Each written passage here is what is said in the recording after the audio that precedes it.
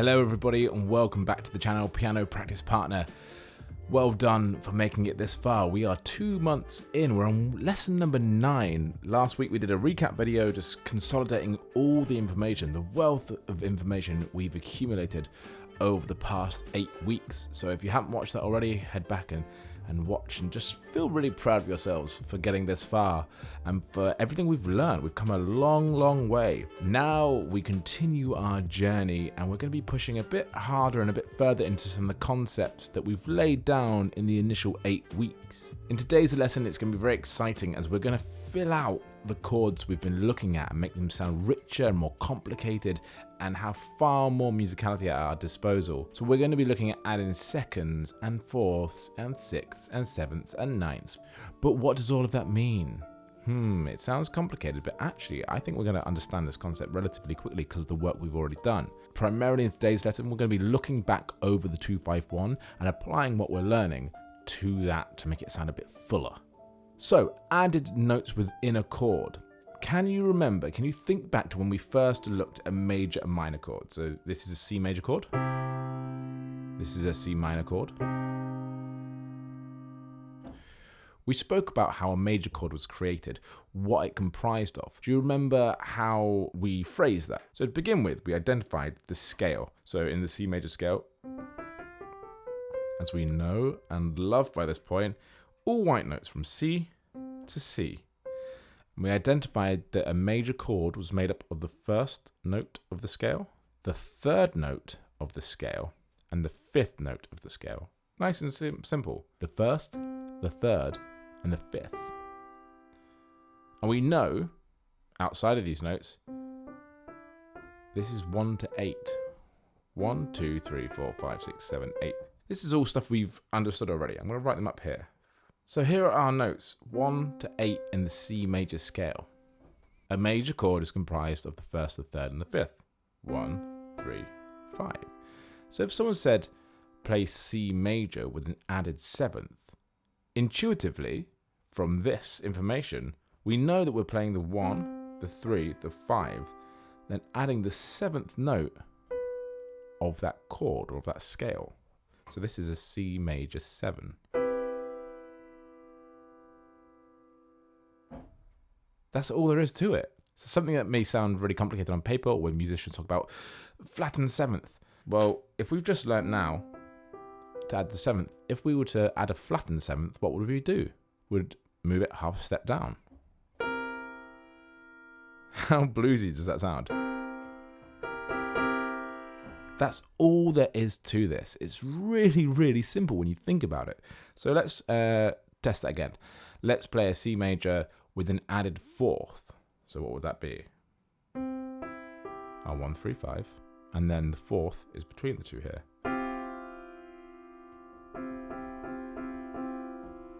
So that's a C major with an added fourth. Now, we can expand upon this even further, and often you'll hear things like ninths. So what is a ninth? Well, if this is our 8, our 9 is here. And actually, let's look at that note. That is a D. Well, that's our second. So if someone says play a C major with a second, we might play it with the D down here. But if someone says add 9, rather than thinking, oh, I need to now think about and count up, really simply what we can do is we can go, okay, well, I know that this is my 1, so the 2 is the D, so I just need to take that note and place it on top to make the 9. Beautiful, simple, easy. So now let's apply this to the 251, which we were learning a little while ago. So let's refresh our memories on that quickly. 2, 5, 1. So the 251 for the C major went from our 2 chord, D, to our 5 chord, G, to our 1 chord, C. So that sounds like this.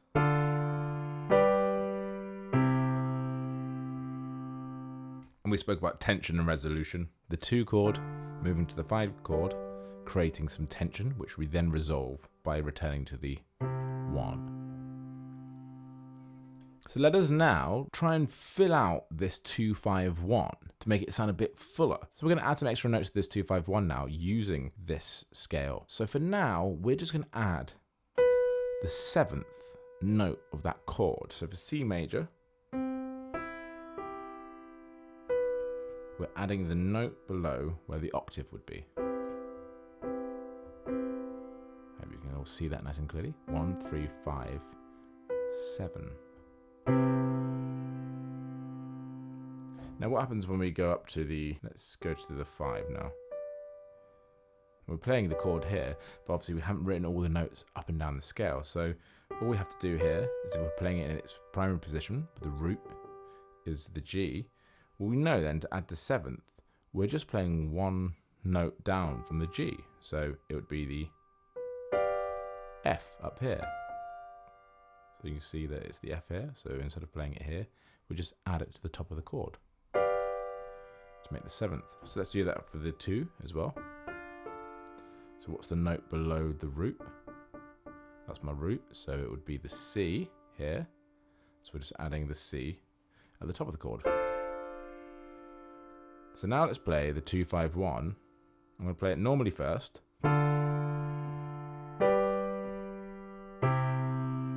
And now I'm going to add in the 7th on each chord.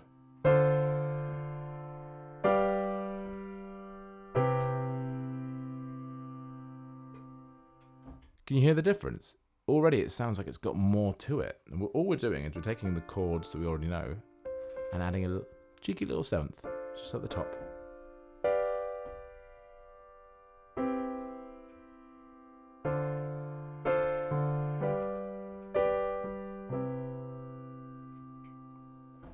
There's something else to point out about this 251 and how we're adding these 7th notes. And it's a mistake that I made when I tried to take this 251 into a different key. I couldn't quite understand why it didn't sound the same as this. So in C major, as we know, it's all white notes. And so when we're playing the 2, we're using all the white notes. And when we're playing the 5 chord, it's all white notes. C chord, all white notes. Because we're in C major where no black notes exist, it's just the white notes. Now, D major has this black note because the D major scale has 2 black notes. So in my head, I got confused in a different key when I was going, okay, here's the 2, the 2's the D major, the 5's there, but this sounds different. It's not the same as this. Because we're in the C major, we're not using the black note for the D chord here to make it a D major chord, because in the context of C major, there are no black notes, and so we're just using this. So that's it. I think that's just important to know. That might not be fully clear, and we'll definitely get to that when we're looking at 251s and other keys, which we'll get to very soon because it's very exciting. But just to say that whatever key we're in, whatever scale we're in, we're using the notes within that scale. So because we're in C major at the moment, we're just using the white notes. So all of our added notes here, unless they're flattened or sharpened, would be with the white notes. So let's just return to what we were looking at after that, a brief aside. So we're adding 7ths.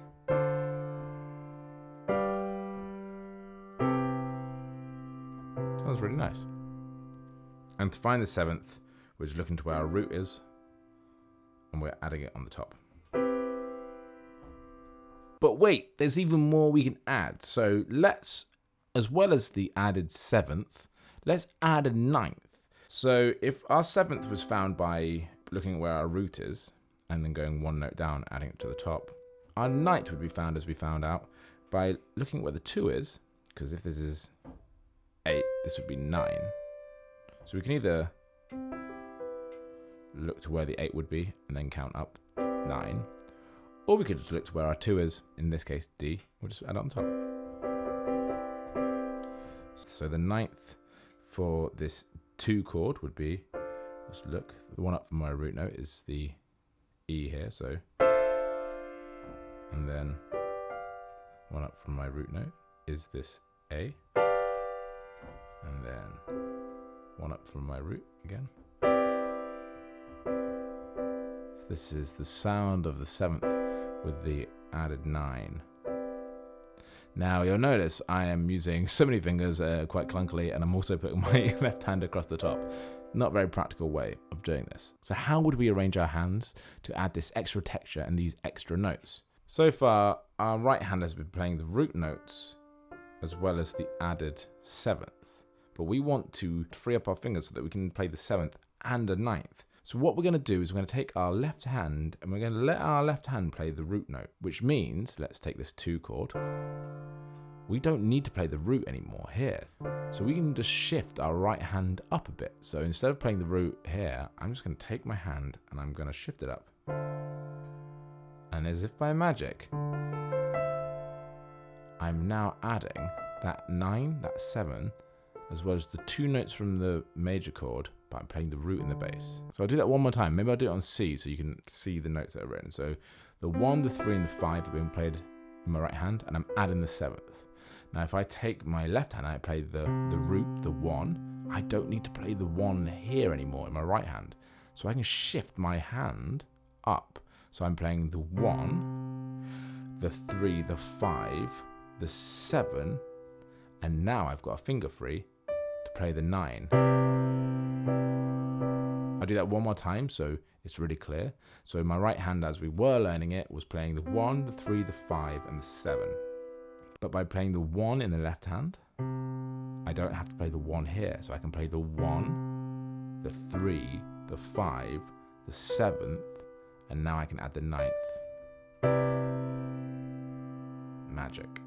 So let's figure out how to do that for the 2 chord, the 5 chord, and the 1 chord, and we're going to have a really full and exciting sounding 2-5-1. So let's build up that chord of the 2. So we're playing these notes, that's the 7th right there. But if we take the root note and we play it in the left hand, it means we can just shift up. So let's just look where our fingers are.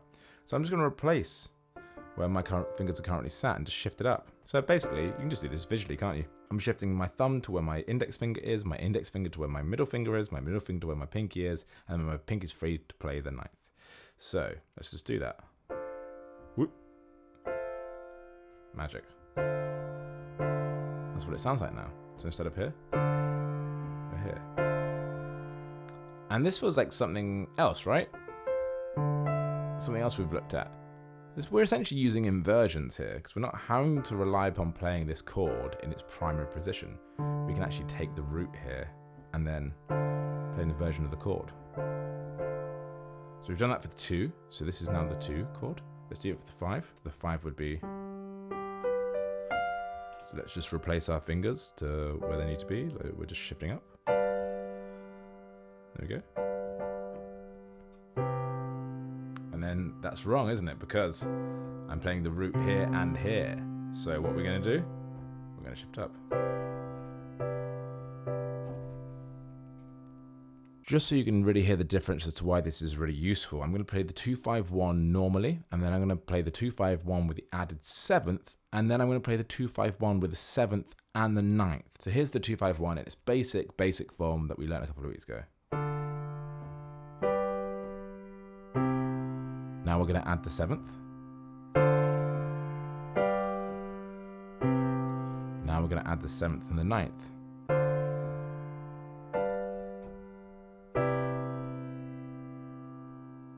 It sounds so much richer and a bit jazzy and cooler. So just by taking what we've learned about 1 to 8, these Roman numerals, which I think in the beginning it was a bit confusing as to why we were learning them, but we stuck with the concept because now we can apply this to everything. Great, so we've now learned how to add 7ths and 9ths, and we've applied that to our 2-5-1. However, let's have a bit of a think about this, because we've played, if we're playing our D here, and then jumping up to our G here, and down to our C here, again, that's a lot of movement. So there might be a smarter way of doing this.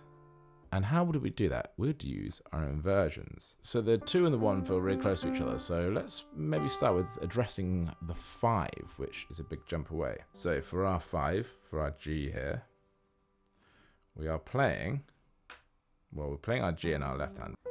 We're playing B and D, B, D, the F, and the A for our ninth. And the reason I'm writing it down like this is just to help visually sort of tie things together, because I'm doing this and figuring this out in real time with you all. I don't know this stuff. I'm still a beginner too. So it's going to help with the puzzle solving of this. So if we're playing this chord, is there a way of rearranging these notes further down? So let's go back to our D. Okay. And let's look at what we're playing here. We're playing F, A, C, and E. So already I know that there is an F and an A there that I use within the G. There's a C and an E here. So actually, these two fingers, really useful. These two fingers, not so useful. But look, C and E, if I just move these two down, we get B and D. So I can go from here to here for my G. Whoa. And this is the really useful thing about just taking some time, even writing it out like this, and going, okay, what notes are shared here? What do I have to add or move or change in order to make this easier for myself? And very quickly, in real time together, we've just figured out, okay, fine, G. Figured out what these notes are, written them down, and then we've gone back to our 2 chord, our D, and we've looked to see which notes are shared and figured out these notes are shared, these two are not, but if I just shift them down, then we have our G chord with the 7th and the 9th just in different positions. So now, instead of playing the 2-5-1 with the added 7th and 9th as this, where my right hand is having to jump around a lot, I can play it with this inversion as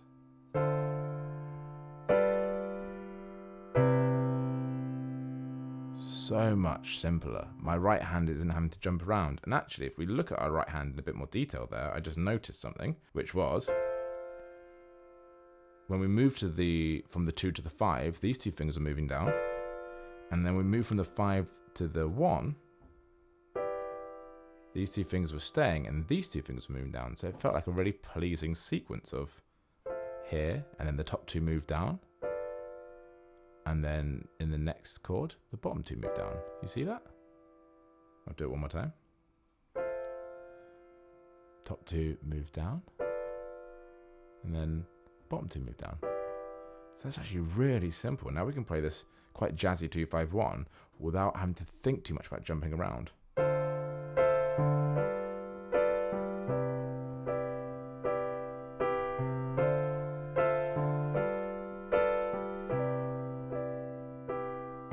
That's all it is. It's really simple. We've managed to add on 7ths and 9ths, figure out what that is, then use what we've learned about inversions and just apply that to this. And now we've taken a sequence that we've already learned and we've jazzed it up a bit.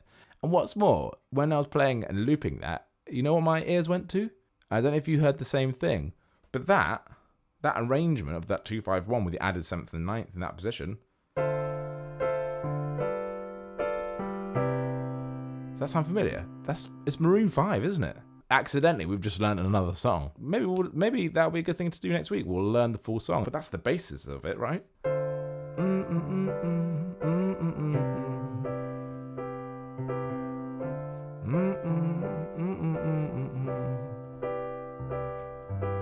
Wow, okay, that's exciting. Not only have we learned how to add 7ths and 9ths and apply it to a 2-5-1, we've then taken what we've learned about inversions and have made playing those added notes even simpler and giving our hand a bit of a break from jumping around. And then we've accidentally discovered how to play Maroon 5's Sunday Morning. We'll definitely look at that in a future lesson because we've just stumbled across it and it feels like a great opportunity to then delve into a new song. So let's make that our goal. Fantastic, everybody. Thank you very much for joining me on this lesson about added notes, added 7ths and 9ths and applying them to the 2-5-1. I hope that all made sense. Watch out for later in this week when we'll have a practice along and we'll set the timer, our trusty timer here. and work together to really instill this in our brains and our fingers and reconsolidate all the information that we've learned today. But very exciting. Well done for making it post 2 months worth of learning. It's super cool. I hope you're enjoying this. I'm having a whale of a time. Make sure you drop a comment below, say hi. If you're not already subscribed to the channel, please consider doing so. It's amazing to be growing such a wonderful community of budding musicians and people who want to learn this instrument. So thank you for joining me on this wild ride. I'm happy to have you here, and I shall see you soon for the next lesson.